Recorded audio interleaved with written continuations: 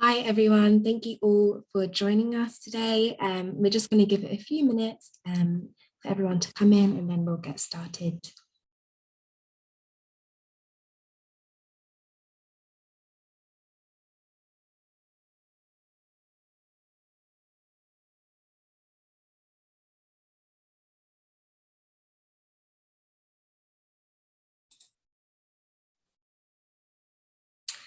Hi everyone, thank you all for joining us. Really happy to have you all here. We'll give it a minute or two to see if anyone else comes in before we get started.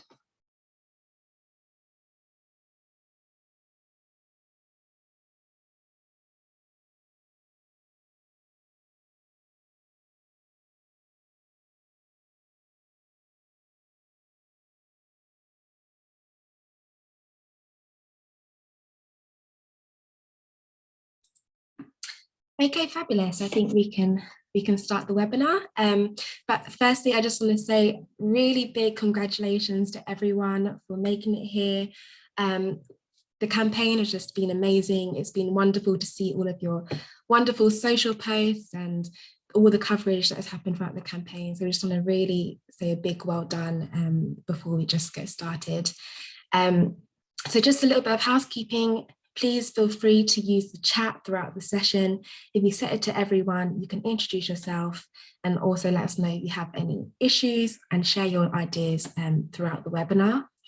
There is a Q&A box that you'll see at the bottom of your screen. Please use that throughout the session to pop in any questions and we'll have time at the end to answer those. There will be a few live polls as always throughout the webinar and you'll see them pop up on your screen as they come about. So please do get stuck in with those and let us know if you have any issues with those. Also, if you do need a transcript for the session, you should see a live transcript button at the bottom of your webinar screen. Please use that and the transcript should come up during the webinar. But again, for those who are just coming in now, really big well done for getting to this point. We're really excited to have this webinar with you. And yeah, just well done for all your hard work for this campaign. Just going to quickly start the webinar with just some post-campaign notices. You will receive a post-campaign report next week from the Big Give via your email. You will need to complete this in order for us to pay out your DCMS champion funds. So if for some reason you don't receive that report next week, do get in touch. Or if you have any issues accessing that report, do let us know, but you will receive that next week. In regards to your payments, Stripe, our payment processor, processes donation payments every Monday with a 14-day delay.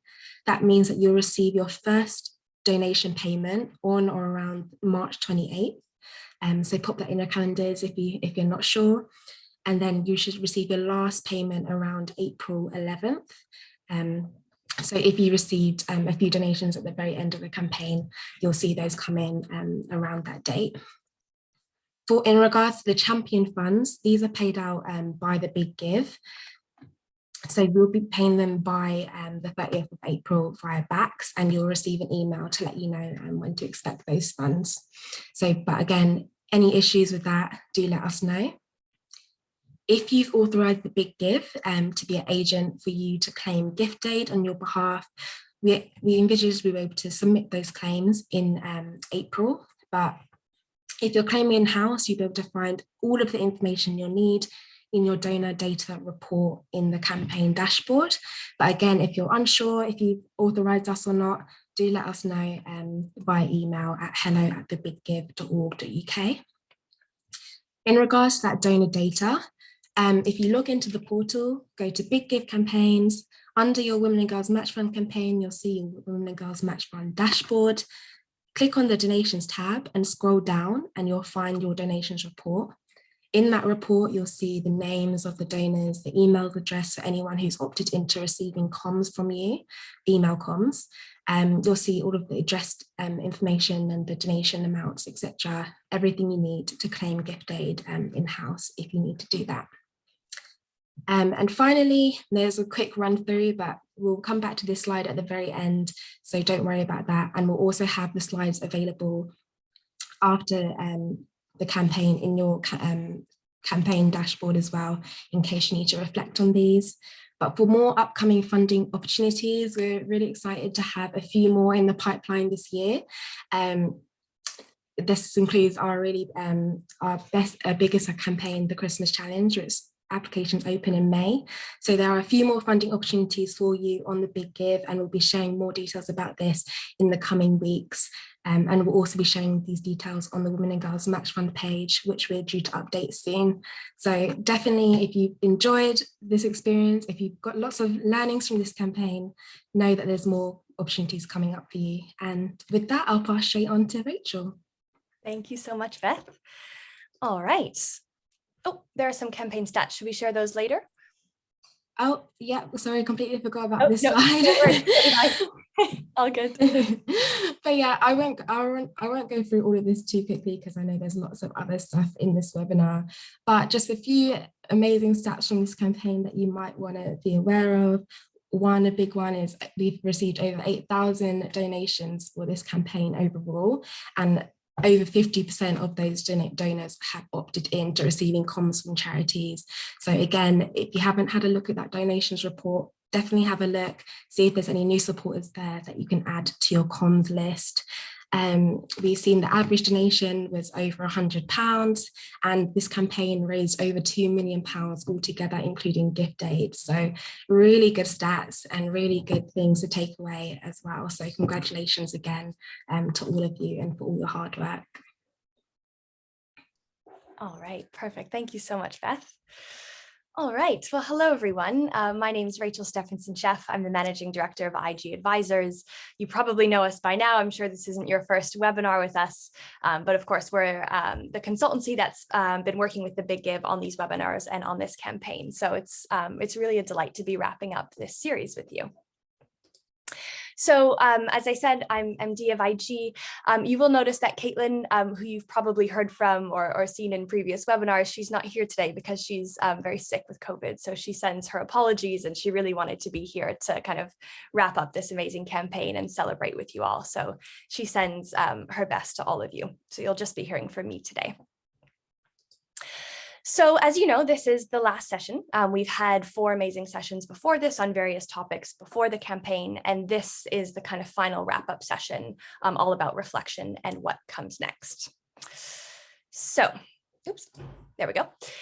So session objectives, there's kind of 2 key areas here. And as usual, we'll be doing a lot of kind of taster exercises or mini reflections and activities that you can also take offline with your teams. So of course, number 1 is to celebrate success and to identify key campaign learnings, both the good and the bad. And then the second objective is to, again, come back to the idea of the donor journey and understand what post-campaign donor stewardship and cultivation could look like, i.e., how can you make these donations and these relationships last beyond this moment and make them sustainable for your organization. So, oops, there we go.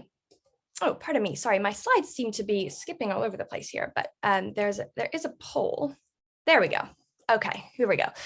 So before we dive into it, as usual, we wanted to start off with a poll, which is how we've done the previous webinars, which is a poll about how you are doing and how comfortable you are with the next steps from this campaign. So the donor stewardship and cultivation that will come after this. So if you could please let us know here in the poll. 5 is super confident, can't wait to get started, I don't even need this training, and 1 is not at all, please help, or somewhere in the middle. So please do put your answers in there. And then we'll publish the results of the poll.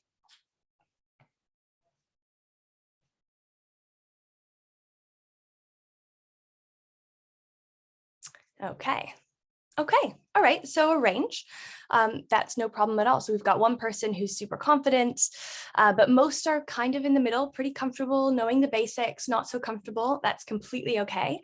And then someone who's not comfortable at all, which is also okay. That's exactly why you're here. And that's great to know. That's really good to know for us so we can make sure to go into the appropriate level of detail. So thank you for being here. Okay, hopefully now my slide actually works and we'll go to the next one. There we go. So there's two key sections that I'll be walking you through here, and I'll be speaking until I'm going to aim for 11:45 so that we have the last kind of 10, 15 minutes for a Q&A, answering any last questions, and then again, just kind of wrapping up this webinar series. So please bear with me through the next sort of half hour or so while we go through these.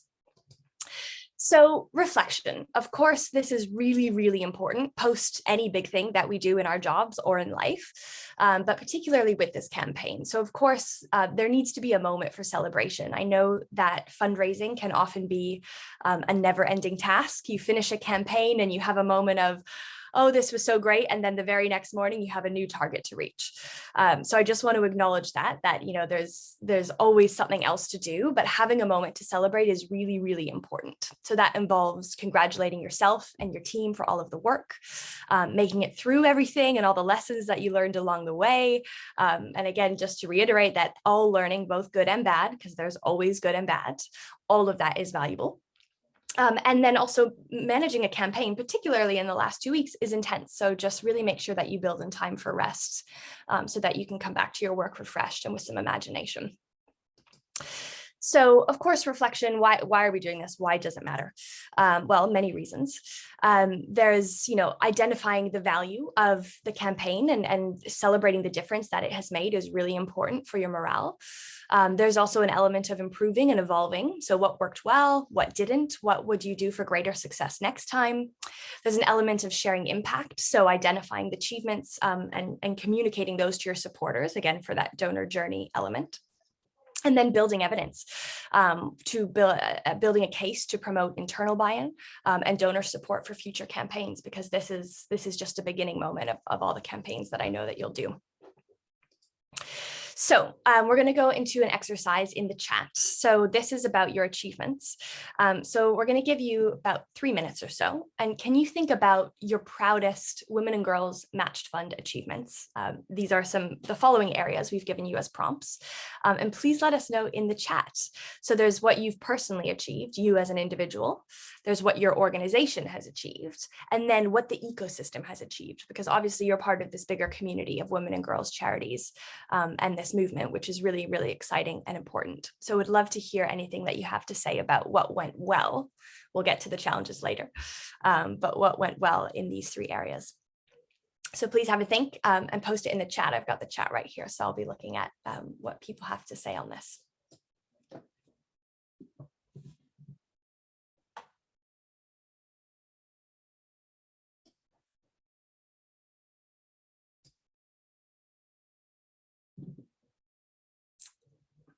Amazing. Audrey, I never fundraised before, and for my first time, I reached the target. That is huge. That's huge. And sometimes it's okay when you don't reach your target, but to do that on your first time, that's really exciting.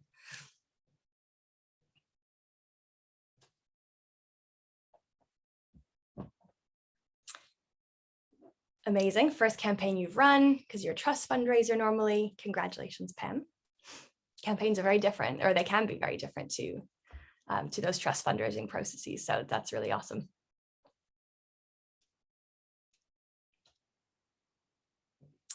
Yeah, ran 2 raffles personally with a matched raise over 2K. Congrats, Lisa.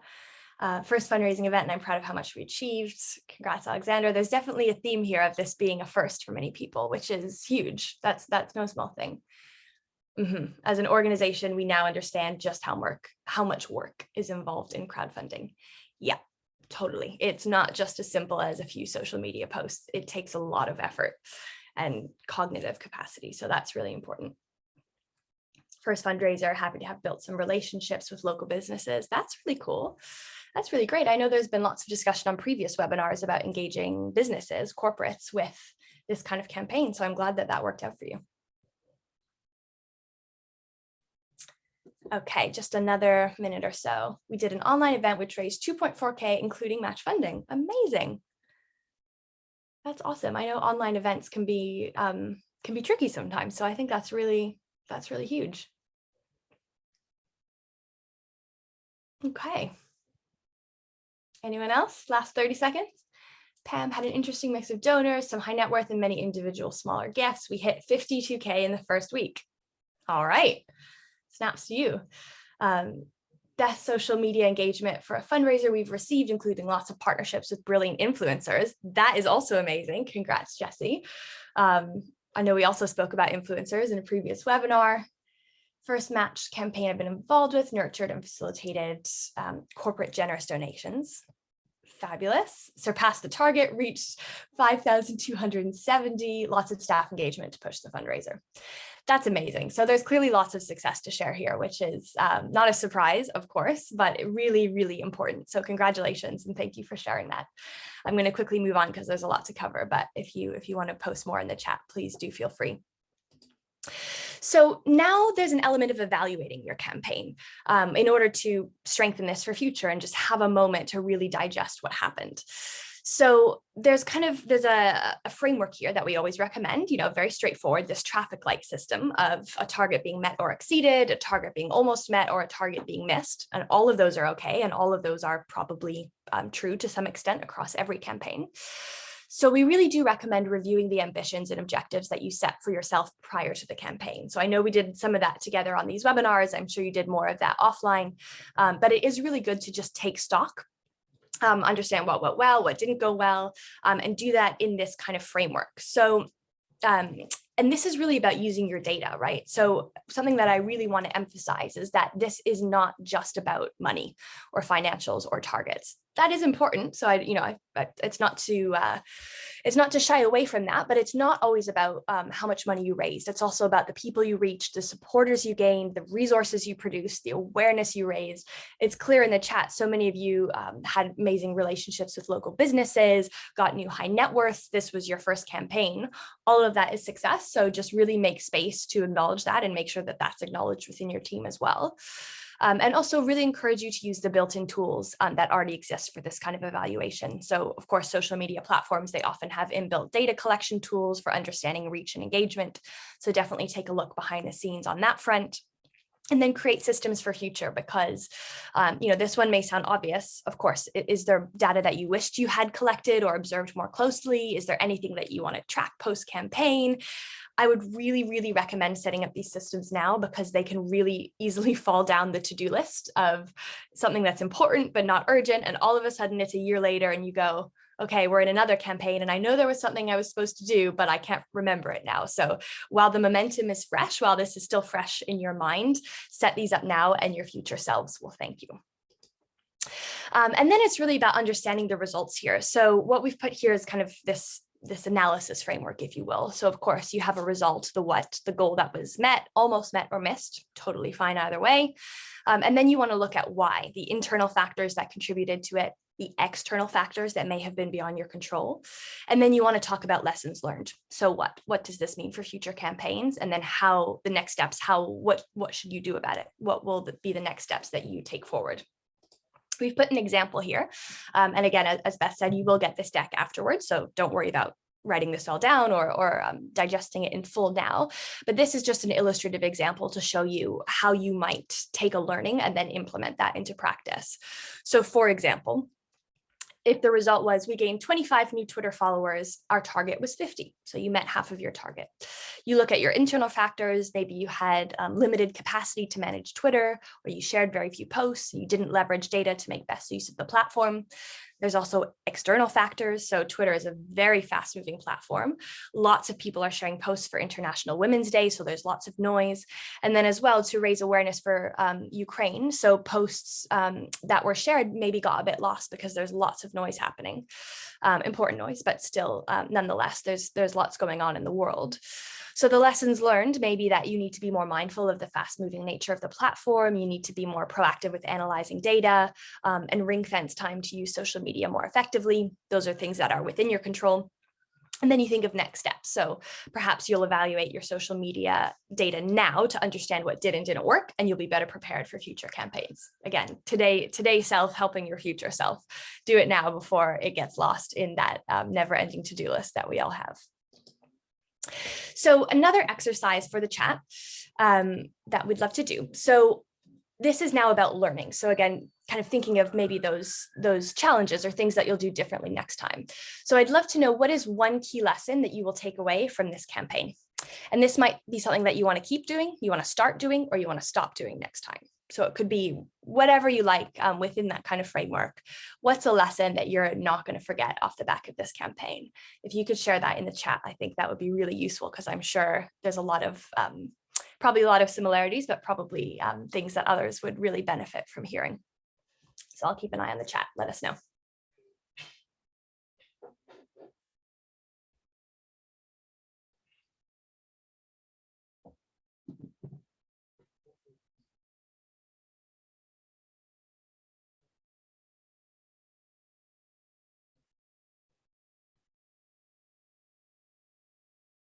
Anything yet? Okay, here we go. Audrey, DMing people on Twitter was really useful in starting to build a relationship. Yep, absolutely. Better coordination with team to share the load and monitor their contribution. Many hands make lighter work. That is true. That is true.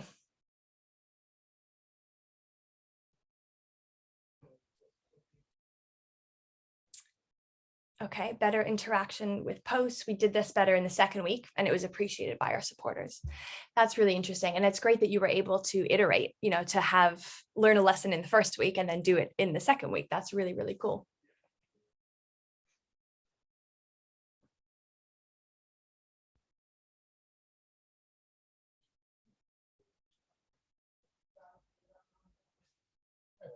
All right.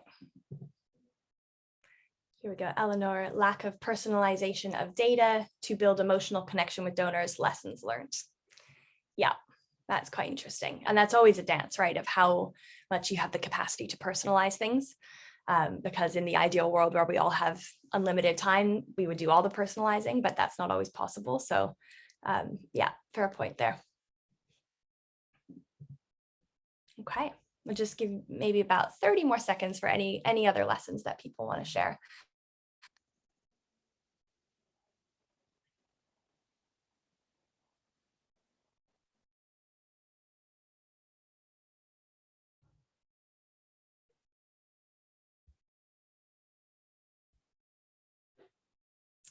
Okay. All right. Also, I'm just going to say, I hope that you all can hear me okay. My computer does this thing where it connects to my AirPods sometimes, even though they're in a completely different room, and I can never anticipate it. So that just happened, but it seemed to go back now. So I think we're okay. But if for whatever reason I'm talking and you can't hear me, just say so in the chat, and then I'll fix my Bluetooth. So apologies about that. Okay.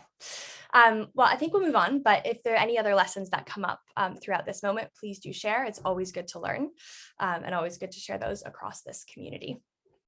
So moving on, this is again just another framework. We love frameworks, we love charts, but I would really recommend that you use something like this to analyze and plan for your future success. So you can have here on the left-hand side, kind of the y-axis, pre-campaign, live campaign, post-campaign. You have several sub-elements here: the strategy, the messaging, social media, email, offline, data analysis, donor journey, etc. And then you have a moment to talk about as a team what you're going to keep doing, what you're going to start doing, and what you will stop doing next time. This can be a really useful framework. So if you even take 20 minutes to do this as a team now, and then you revisit it in 1 year's time, you will be a lot more prepared. So highly recommend that. Okay. Now moving on, so we've had a moment to reflect, which is great. And now we're going to talk a bit about the donor journey. So this is something that we've sort of briefly touched on in a previous webinar, but it's worth really honing in on now. So what is a donor journey? Well, it is a cycle that typically has 5 stages that you can see here on the right. And you can see there starts from the identification, so figuring out who your potential donor even is, cultivating that relationship, then soliciting the support, which is essentially the campaign. Then once they give, hopefully, you would go into acknowledgement, so essentially saying thank you for their support, and then stewardship, which is I would describe it as the prolonged period of thanking the donor. You know, you've sent the nice thank you note, but now you're doing the work with their support and you're keeping them.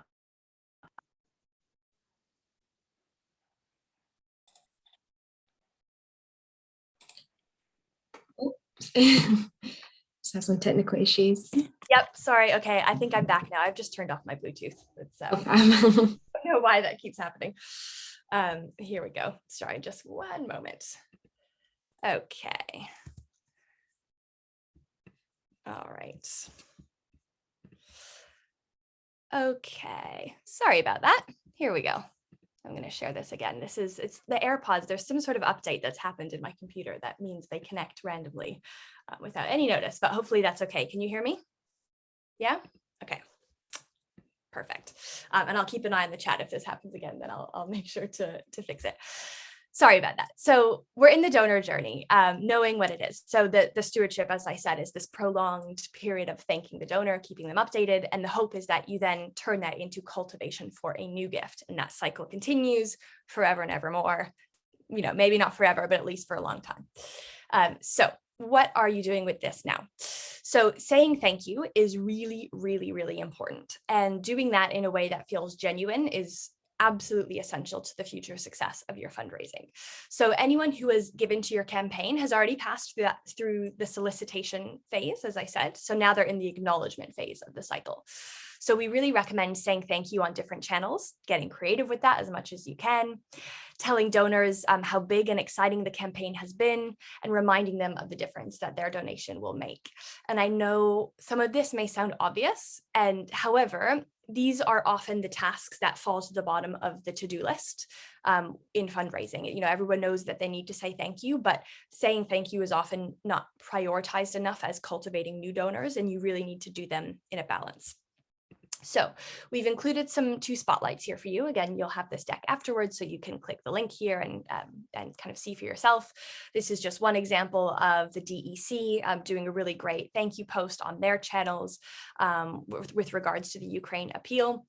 They held a fundraiser in March, of course, in this month. Of course, this is an ever-evolving situation, but they had a really, really great way to thank their donors in this quite simple piece of collateral, but again, quite effective.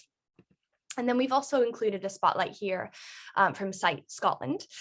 They work to improve the lives of people with sight loss across Scotland. And they have a personal video message to thank supporters for donations, which is really quite impactful. And I know that involves maybe a little bit of production, but often not so much. You know, as you can see here, this is quite an informal video. You could do it on an iPhone. It could be from someone that you support. It could be from the leadership of your organization, or it could be from you as a fundraiser. Lots of ways to get creative and make this quite personal. So I'd recommend checking that out once we send you the deck afterwards. And then you want to update on impact. So once you thank your donors, it's really important to keep in touch. And again, to make sure that that doesn't fall too much down the priority list. So you want to have meaningful contact with your donors and make sure it's relevant. I always like to think of it as designing a calendar of excuses to reach out to people. So you may have, thinking towards the next 12 months or 6 months or even 3 months, depends on how far ahead you're able to plan. But I would have a moment to map out all of the reasons why you could get in touch with the donor. The excuses. Do you have events? Are you going to publish a new report? Are you going to do something interesting with your programs? And there might be a nice update there. Is it a holiday? And, you could say Merry Christmas, Happy Hanukkah, whatever. Just think of all the reasons why you could send someone an email that has something interesting in it, and then use that to establish meaningful contact over the next 3, 6, 12 months. And make sure to give them project updates, or rather impact updates as well. It shouldn't always just be, kind of fluffy holiday cards, although those can be quite important. But really tell donors about the impact of their donations and the progress of the work that they've supported. That is so, so essential, especially for them renewing their gift. And then think about organizational updates as well. That's also important. It doesn't just have to be about your programs. That can be a great touch point. Do you have new leadership? Have you hired a new fundraiser? Are you hiring someone new and you're looking towards your network to find the next superstar employee? Any of those updates, donors always appreciate being involved in, and they're great excuses to get in touch with them. And it shows them that you are experts at operational management and organizational management, which is essential to inspiring trust in your donors as well. So here's an example.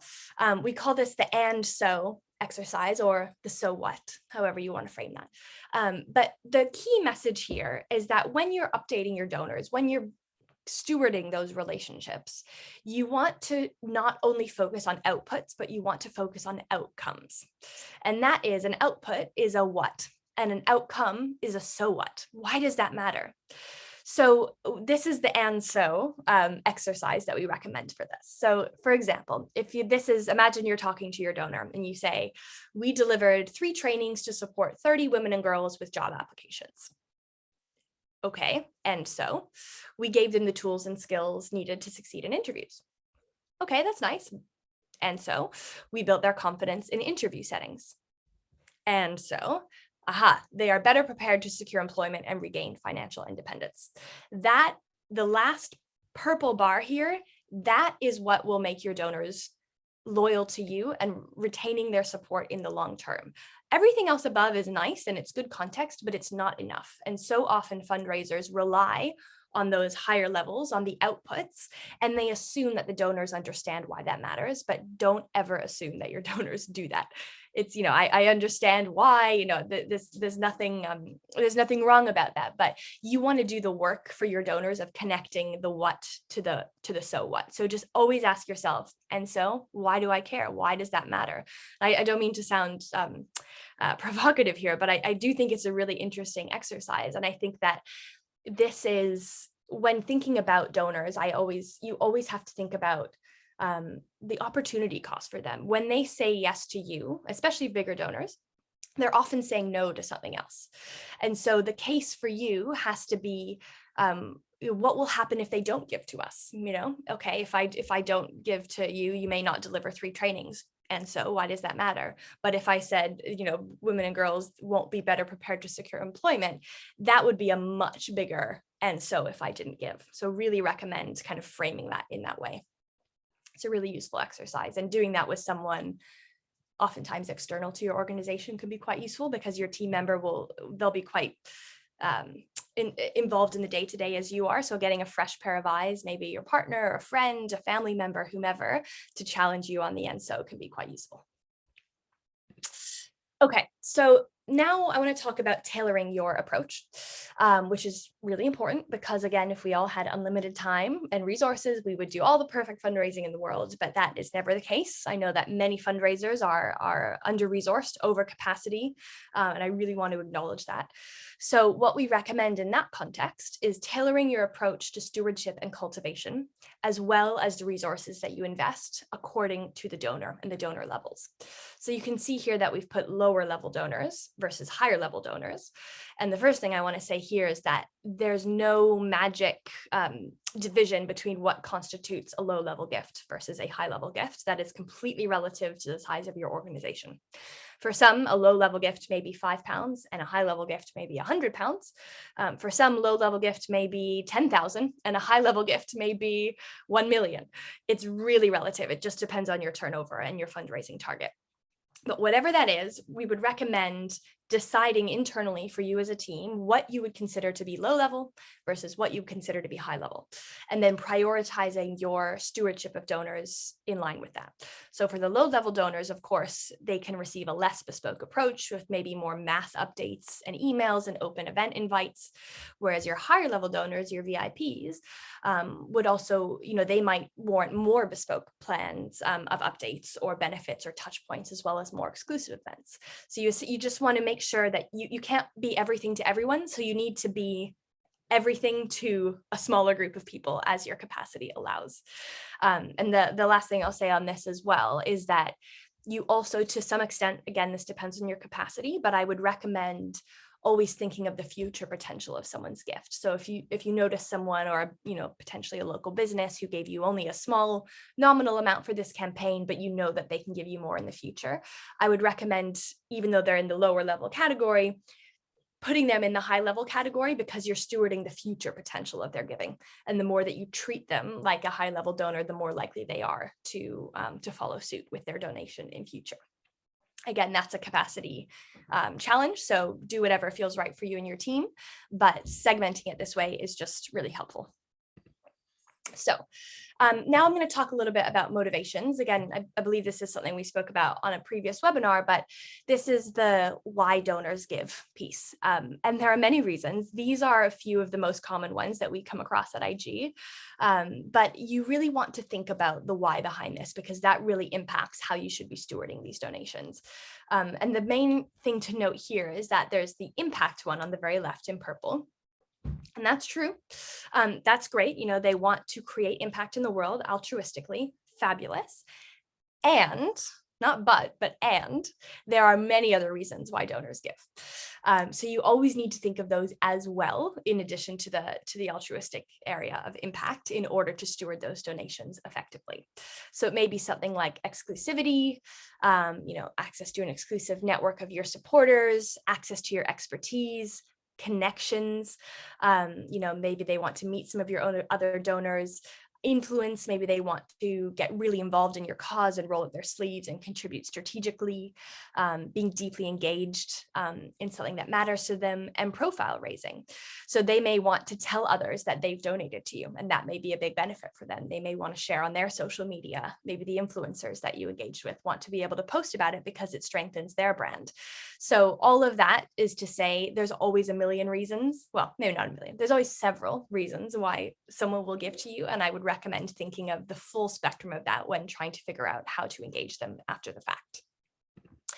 So again, here, this chart is just about understanding how you meet those motivations. So always what we recommend, again, we love a chart, is on the left-hand side, these are just illustrative examples, but on the left-hand side on this y-axis, list all of the possible benefits that you could offer to your donors, to the low and the high level ones. And we recommend as much as possible making these things that are of low or ideally no cost to you to provide, however, feel exclusive and feel like maybe a money can't buy opportunity. So the best benefit doesn't cost you anything, but it feels really special. And then over here at the top on the x-axis, you list all the motivations that your donors would have for giving to you. And you want to make that as specific to your organization as possible.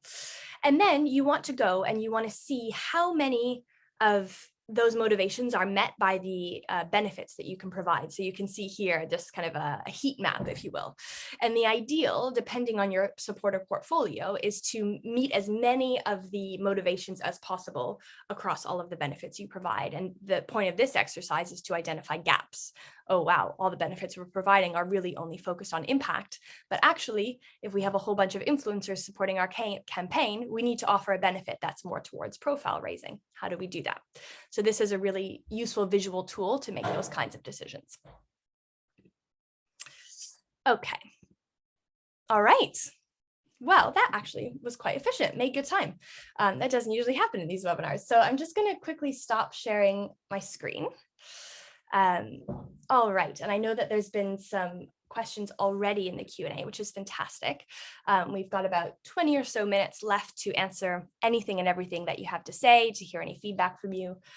We'll save the last 5 minutes for just a final wrap-up poll and then a final update from Beth. But over to you. And I just, as we're answering these, please do put your questions in that Q&A box and we can answer as many as possible in the next few minutes. So the first question is from Audrey, which is, will we get a donor donation breakdown so we can start building relationships? Beth, over to you. So yes, we do have a donations report available in your campaign dashboard. So again, if you didn't see the slide, we'll show it again briefly, and you'll also have access to these slides as well. But if you log into your Big Give portal, go to Big Give campaigns, you'll find your Women and Girls Match Fund campaign. You'll see a little donations tab when you get to the campaign dashboard. And if you scroll down, you'll see a donations report, and that will have all of the donors, the amount they've donated, and all of their information as well. And you'll also see the email address for any who have opted into receiving email comms from you. So again, do have a look at those when you can and add them to your comms list, and you'll see the whole breakdown there. Awesome. Thank you, Beth. Someone else has written in the Q&A. This is more of a reflection. It's not necessarily a question, but I think it's an interesting one. So I am going to read it out loud. Rihanna, you put, this was our first experience with your help and support. We've learned that in the future, we may have to take a few different approaches to be able to raise more. The great news is that our work was appreciated and we've been really busy with referrals helping women in need. That's amazing. Congratulations. And yes, there's often different kind of avenues into a campaign like this and beyond. So really, the more that you can think creatively about different ways to make this successful, the better. But thank you for sharing that reflection.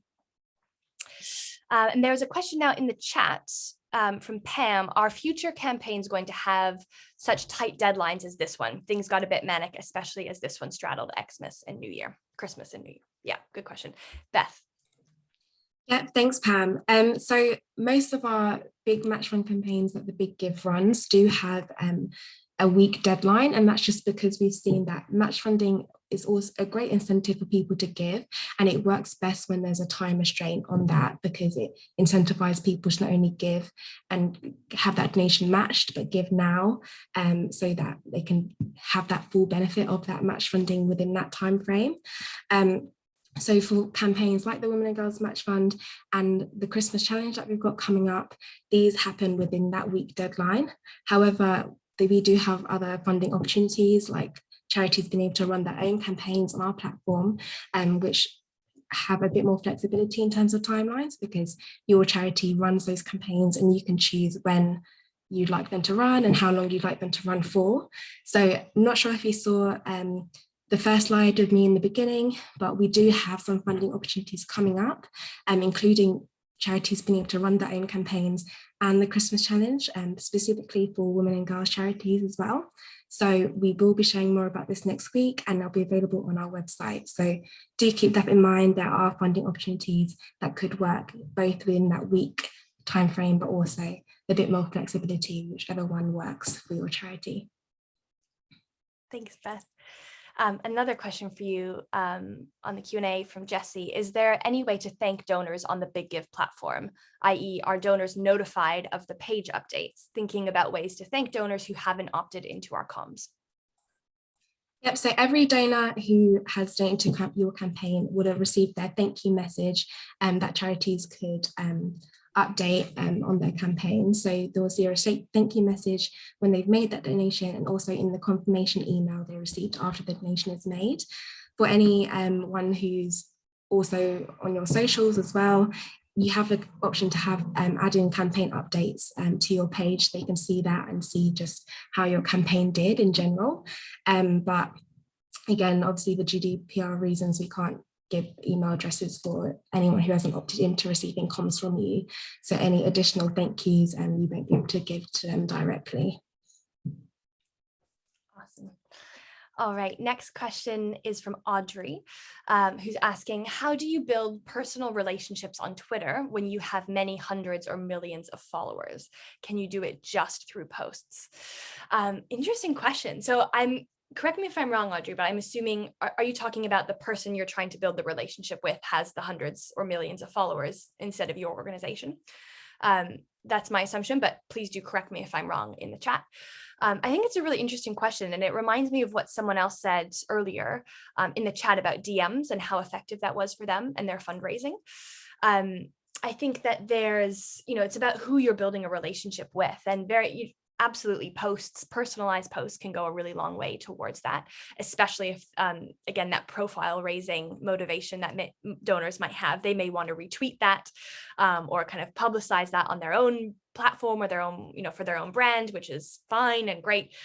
So I would recommend, as you feel that it's appropriate, that kind of public thanking of donors is quite useful. Oh, I see, Audrey, you've written here. We had only 600 followers, so I was able to DM all of them, but that is not practical for doing this for any more followers. I see. Yep. So kind of the scale of people that are following you or that are engaging with you via this campaign, and then how do you translate that into something else?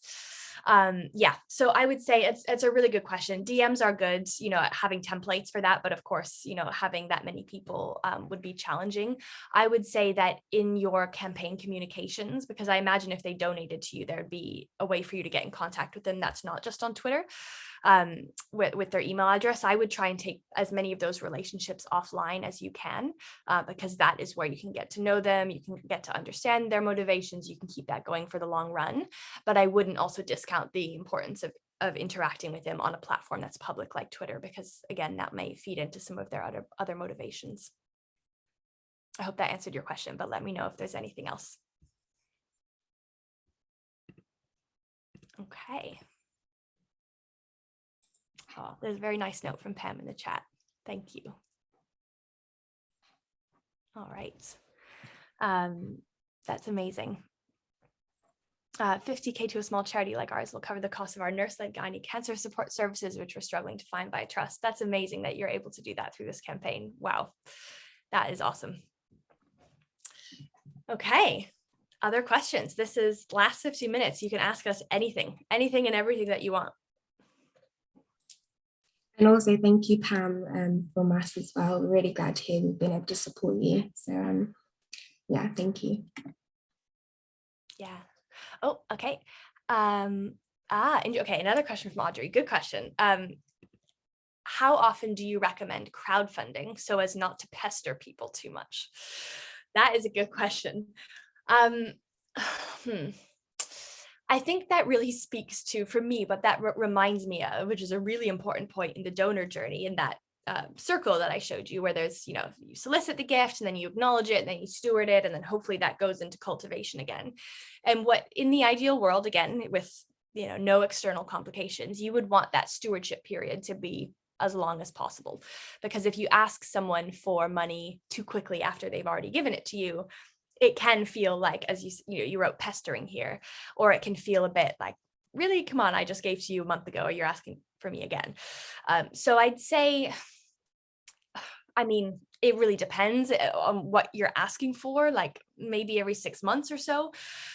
However, I would say that if there's a reason for a crowdfunding campaign, that is fine. Like if there's another matched opportunity, that if you don't take advantage of this now and it's not going to be there in a month's time, your supporters will probably appreciate the fact that you're trying to be more financially resilient and that you want to, take advantage of this moment.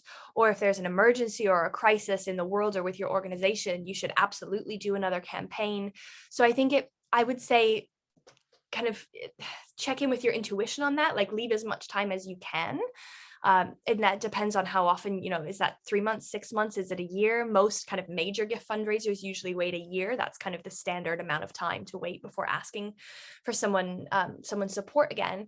But if there's a good enough reason to ask them earlier, that's more important. And if you just frame that in the right way, oh, we came across this amazing match. If we don't take advantage of it now, we would be fools. Please, would you consider helping us again? Or we're having this emergency. We need people like you to step in. So I'd say wait as long as you can. However, don't do that if there's a good enough reason to do it sooner, and just get the messaging right. Okay. Oh, interesting. So this is, I think this is for the Big Give. Someone said, I'd be interested to know if you noticed any changes in giving patterns in the second week after the campaign was extended. Just wondering, as I imagine everyone promoted the campaign as a 1 week only opportunity, and the extension may have impacted momentum. That's interesting. Beth, did you have any data on that or any thoughts? So I know for sure that in the first week, we saw obviously a lot more donations in that first week just because of the momentum of that 1 week campaign, but we also saw lots of charities hitting their target in that second week, and an additional, I think around 15% of match funds being used. So I suppose it's definitely a different change in momentum between the first week and the second week, but we saw the second week was really beneficial in helping charities to get that few more donations in, use up some more of their match funds, and reach their targets in some cases. So it's kind of hard to say for sure without specific data. We haven't collected that on this point, but I think just how the campaign has worked and having that extension, there's definitely was a small change in how the momentum was for donations. I'm not sure, Alex, if there's anything more you can give on that. But, yeah, hi everyone. I've been staying in the background and thanks for that question. Yeah, I mean, we definitely and again, just to sort of explain the reasons on it, we knew there was obviously a lot of press coverage and attention on Ukraine in that first week of the campaign. And we'd spoken to a few charities in that first week who'd said that they were sort of struggling and the extension would be sort of much appreciated. So we made an executive decision to sort of extend the campaign by another week. And yeah, we definitely saw, not as many donations in that second week as the first week, as Beth has said. The vast, bulk of the donations that were in the campaign came in that first sort of planned week. But we were, we were stoked to see I think it was about another sort of 200 grand raised in that sort of second week, and that helped. Obviously, that's a not insignificant amount of money, and great to see sort of a number of charities get over the line with hitting their targets in that second week as well. So that was the sort of rationale for doing it, and great to see the results of that extension. Amazing. All right, there's no other questions in the Q&A box or the chat, but we still have about 5 more minutes before we're going to wrap it up. So we can just move on, but if you have things to say or questions to ask, please do. I suppose it's our final round of trainings for this session. Have you got any top tips or anything you think charities will definitely just take away from this experience? Ooh, yes, that's a really good question. Yeah, I would say, I think, well, gosh, there's so much to say on that front, but I think that as I'm sure from the chat earlier, it's clear that for many of you, this was your first campaign of this kind of sort. So I would say I can imagine that many of you have learned in practice just how much time and effort actually goes into doing this, into fundraising well. It just takes a lot. It's never as simple as just a few posts, oh, just create that collateral, which I know that many people who don't do fundraising can assume, or your board might assume, oh, that's just a small thing. And it's not a small thing, it's a huge thing. So I would just encourage you to, as much as you can and as is appropriate for your situation, to advocate for the kind of support and resources you need to do your job effectively. I think that that's really important. And what I see all the time is boards and senior leadership teams who aren't involved in fundraising, assuming that things are easier than they are. So this is a moment to advocate for that. And then I would also just say, as I mentioned earlier, don't let the reflection of this campaign and planning for future success fall down the radar. It's so easy for that to slip away. And then if you don't do it now, you will just repeat the same challenges in a year's time or whenever you do the next campaign. So really do that. And then maybe one last tip. I know you just asked for one thing, but these don't, like this, I really encourage you to think of the people that gave to you in this campaign. This is a first donation, or this is the beginning of a beautiful relationship, where and some of them may have given to you before, but especially for the new ones, especially for those local businesses, those influencers, those relationships are essential. They're so, so, so important. So congratulations for getting them through the door on this round, and don't let them go. Don't let them fall between the cracks of all the other busy things that you need to do in your day. Try as much as you can, take these online donations and bring them offline. Talk to those people, have a Zoom, have a coffee, go for a walk. And that will increase the sustainability. And very last thing I'll say, now I'm saying a million things, is my favorite, if there's one thing, that piece of fundraising advice that I can ever give, it's that if you want advice, ask for money, but if you want money, ask for advice. I did not make that up. It's a very classic saying, but it is true. It is absolutely true. As you're taking these online relationships offline and you go, what the heck am I supposed to say to this person? Like you can update them on your programs, and you can update them on your organization and all of that. But when in doubt, ask them for advice. Everyone loves being asked for advice, and everyone loves to talk about how smart they are at their things and how much strategic value they can bring to your organization. And the more you ask your donors for advice, the more likely they are to fund you again in future. That would be my 2 cents.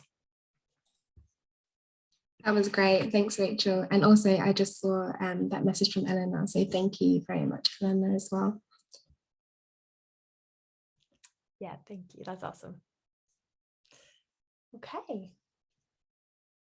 Give it sort of 1 more minute or so, then we have a final poll to wrap up, and then just to kind of reiterate some of the final next steps, but the Q&A box will be open for another couple minutes. Okay. Oh, interesting. This is from Pam. I think for you, Beth, again, one quick query. We had a donor who accidentally donated 4 times the same amount. We alerted them to it. Do they need to pursue the refund via you or via their bank? Yeah, so they can get a refund directly from us if they need to. So I would either advise you to just get in touch with us after this via hello@thebiggive, and we can have a look at that for you. But also I'd advise you to get in touch with the donor and direct them to us as well, and we can help them get that refund if they need it. That's a very nice accident. So maybe they want to just keep it there, but if they are asking you for a refund, fair enough.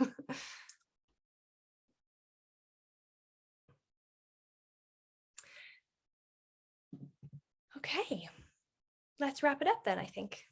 Yeah, okay. Well, thank you all so much for your questions. I'm just going to share my screen one final time, and then we will wrap it up. Okay. Here we go. Okay, can you all see that all right? Yeah. So we're going to do one final poll. There we go. Thank you. About how you're feeling now. And it's okay if you're still feeling a bit iffy. That's all right. You will get this recording. You'll get this PowerPoint.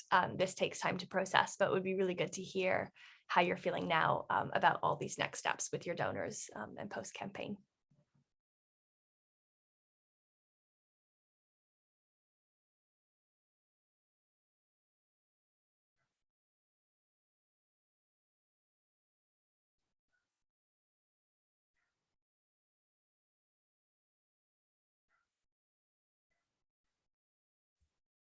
Okay.